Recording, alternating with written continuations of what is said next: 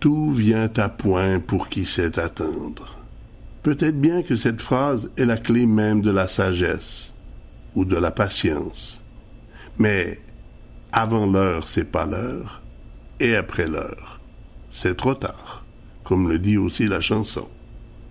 Les heures que nous allions vivre ne pouvaient pas être reportées à plus tard. Ce soir-là, j'étais comme un taureau mugissant derrière le portillon, raclant fougueusement le sol d'un sabot impatient de jaillir dans l'arène. Pendant ce temps-là, Jacinthe, la matador, se peignait les ongles des mains. Un peu comme le personnel de l'arène qui ratisse le sol pour l'égaliser avant la corrida. Mais le taureau de plus en plus mugissait. Il me fallut attendre une demi-heure avant que la matador pénètre dans l'arène.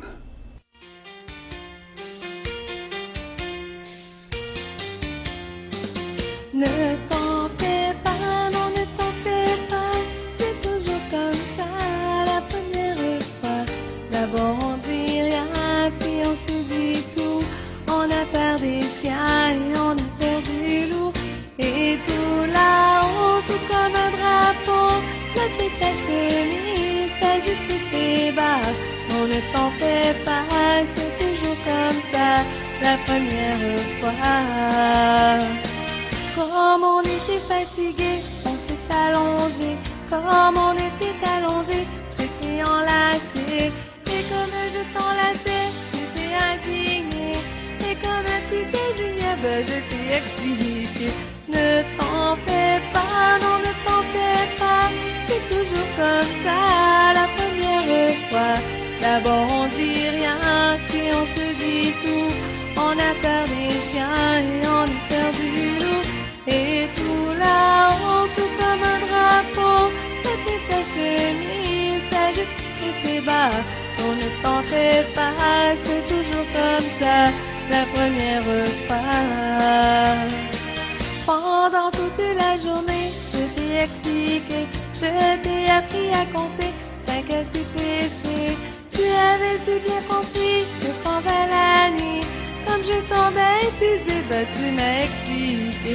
Ne t'en fais pas, non ne t'en fais pas, c'est toujours comme ça la première fois. D'abord on se croit plus fort que le loup, puis les bras en croix, on ne tient plus debout. Et tout là-haut, tout comme un drapeau, lève ta chemise, ta jupe et tes bas. Non ne t'en fais pas, c'est toujours comme ça la première fois. Ne t'en fais pas, non ne t'en fais pas, c'est toujours comme ça la première fois. D'abord on se croit plus fort que le loup, puis les bras en croix, on ne tient plus debout. Et tout là-haut, tout comme un drapeau, lève ta chemise, ta jupe et tes bas. Non ne t'en fais pas, c'est toujours comme ça la première fois.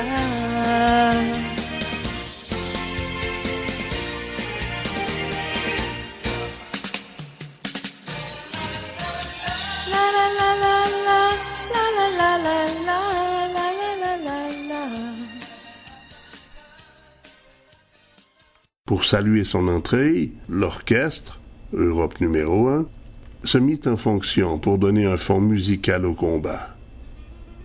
Quand le portillon s'ouvrit, le bovidé jaillit dans l'arène. La matador savait ce qui l'attendait. Ce pur sang n'avait jamais combattu et ignorait encore tout des finesses du métier. Mais elle connaissait bien son devoir et n'insista pas à provoquer l'animal avec des appels de la cape. La réaction du taureau fut instantanée. C'était peut-être sa première apparition dans l'arène, mais son instinct de pur sang guidait ses pas avec une telle fougue que la matador devait, à plus d'une reprise, lui faire comprendre qu'il avait toute la nuit pour mener son combat et qu'il ne devait pas s'emballer. De temps en temps, l'animal s'arrêtait pour reprendre des forces, regardait sa tendre victime et repartait à la charge. Cela dura 1 heure ou peut-être plus, je ne m'en souviens plus. Ces instants-là ne pouvaient pas se mesurer car le temps n'existait plus. Il n'y avait que le bien-être total, sublime et parfait du jamais vécu. Quand finalement le pur sang fut épuisé par son combat, il se laissa tomber et la matador, qui avait pu admirer la bravoure de l'animal, se blottit contre lui, s'endormant heureuse. Mais le taureau en chaleur ne s'endormit pas. Il avait trop peur en se retournant d'écraser la fleur de ses amours qui lui avait fait confiance en appuyant sa corolle contre son cœur. À 4 heures du matin, le combat allait reprendre. La matador dormait toujours, mais sa tendre peau réveilla l'instinct du pur sang qui avait à nouveau tout son influx. Une caresse de la patte et la vigilante matador au sommeil léger se remettait en position de combat, relevant le nouveau défi que lui lançait le taureau. Durant cet ultime combat, la matador allait attaquer l'animal d'une autre façon.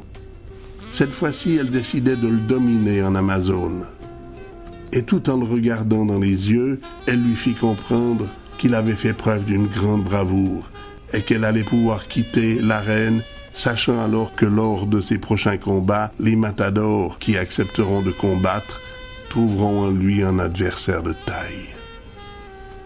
Nous en étions encore aux tendres confidences quand ce crétin de réveil matin nous ramenait à une douloureuse réalité. Pour l'ultime fois, nous nous servimes des installations sanitaires, pliâmes armes et bagages avant de nous rendre chez Chantal pour y prendre un petit déjeuner bien mérité. Après cela, notre trio repassait à l'appartement de Jacinthe où cette dernière devait attendre un délégué de la gérance de l'immeuble afin de lui rendre les clés. Quand la porte se referma, Jacinthe et moi eûmes un regard qui exprimait combien cette nuit sur l'étang allait rester gravée dans nos mémoires à jamais. Dans mon fort intérieur, j'avais tout de même un énorme regret. Regret que je ne pus m'empêcher de confesser à Jacinthe, alors que Chantal marchait devant nous en direction de la voiture. C'est quand même con, hein? Si le connard que je suis avait su mettre une parenthèse à une route qui ne le mènera peut-être jamais au but qui s'était fixé, ce n'est pas une nuit sur l'étang qu'on aurait pu vivre, mais des dizaines. J'espérais seulement que les hésitations et les chances que je venais de manquer me serviraient à l'avenir à ne pas refaire la même erreur, mais agir rapidement et saisir ma chance quand elle passait. Mais il est vrai aussi que j'espérais beaucoup la garder comme amie, et que je n'avais pas voulu prendre de risques en précipitant les choses. Ce lundi 21 janvier à 7h30 du matin, il ne fallait pas non plus prendre de risques inconsidérés sur les routes. La neige tombait encore et les chaussées incitaient à faire preuve d'une grande prudence. À plus d'un endroit, nous pûmes constater que des automobilistes qui avaient pris des risques mal calculés s'étaient vus mettre hors route. En ce qui nous concerne, ce fut aux alentours de 9 heures que nous arrivâmes à l'aéroport de Genève-Cointrin, sans aucun incident de parcours. Je stationnai alors ma voiture devant le quai d'embarquement et mis l'argent maximum dans un parcomètre pour me sentir à l'aise et avoir tout le temps disponible pour aider Jacinthe. Pour parvenir à enregistrer les bagages, nous dûmes faire preuve d'une grande patience, car de nombreuses personnes nous précédaient. Quand enfin nous pûmes déposer ces bagages sur le tapis roulant, l'hôtesse lui fit savoir que le vélo, aussi réduit qu'il était, devait être dédouané à un guichet. Le temps défilait, et Jacinthe me priait de bien vouloir veiller sur le reste de ses bagages pendant qu'elle s'empressait d'aller régler les formalités nécessaires pour l'embarquement de son bicycle. Ceci fait, nous eûmes à peine le temps de nous dire au revoir qu'il était déjà temps pour elle de se rendre sur l'aire de départ. Elle embrassait tout d'abord Chantal, qu'elle allait revoir 3 mois plus tard à Québec lors de leurs prochaines vacances, puis ce fut à mon tour de lui souhaiter bon voyage, de la façon la plus tendre qu'il était possible de le faire. Et alors que je la regardais une dernière fois dans le fond des yeux, Je lui rappelais l'espérance qu'elle m'avait donnée au centre thermal. Rappelle-toi Sainte-Lucie, et pense que je vais espérer t'y retrouver pendant 1 an. Alors ne sois pas sans cœur, et ne me laisse pas tomber. En guise de réponse, elle me fit une promesse. Je peux déjà te promettre une chose, c'est que durant toute l'année, je vais économiser tout ce que je peux. Car je te dirais ben franchement, ces vacances, j'y tiens autant que toi. C'était sans doute le plus bel au revoir qu'il était possible d'espérer. Elle fit encore quelques pas en direction du bureau des douanes, tendit ses papiers afin de pouvoir continuer son chemin et se retournait une dernière fois pour échanger un dernier signe de la main.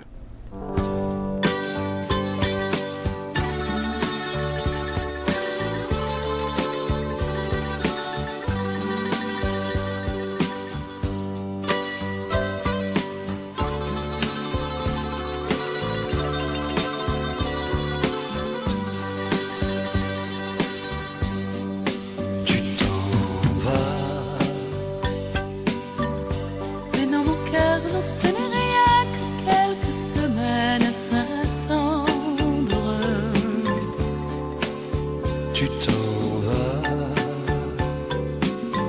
Mes joies, mes rêves sont pour toi impossible de t'y méprendre. Tu t'en vas. Mais notre amour nous appartient, nul ne saurait nous le reprendre. Tu t'en vas. L'éloignement aide parfois à mieux s'aimer, mieux se comprendre. Tu t'en vas comme un soleil qui disparaît, comme un été, comme un dimanche. J'ai peur de l'hiver et du froid, j'ai peur du vide, de l'absence. Tu t'en vas et les oiseaux ne chantent plus, le monde n'est qu'indifférence. J'ai peur de toi, j'ai peur de moi, j'ai peur que vienne le silence.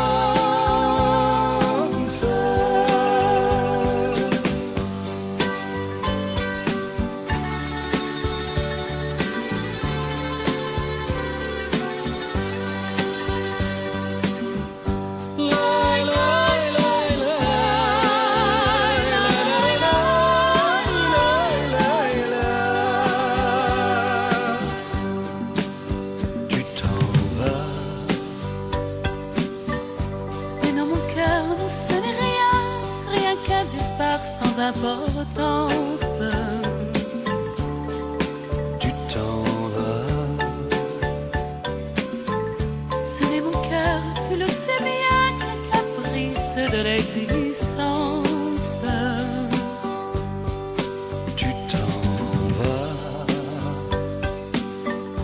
Le temps, l'espace ne sont rien si tu me gardes ta confiance. Tu t'en vas. Chaque matin qui vient, tu sais, pourtant d'amant, tout recommence.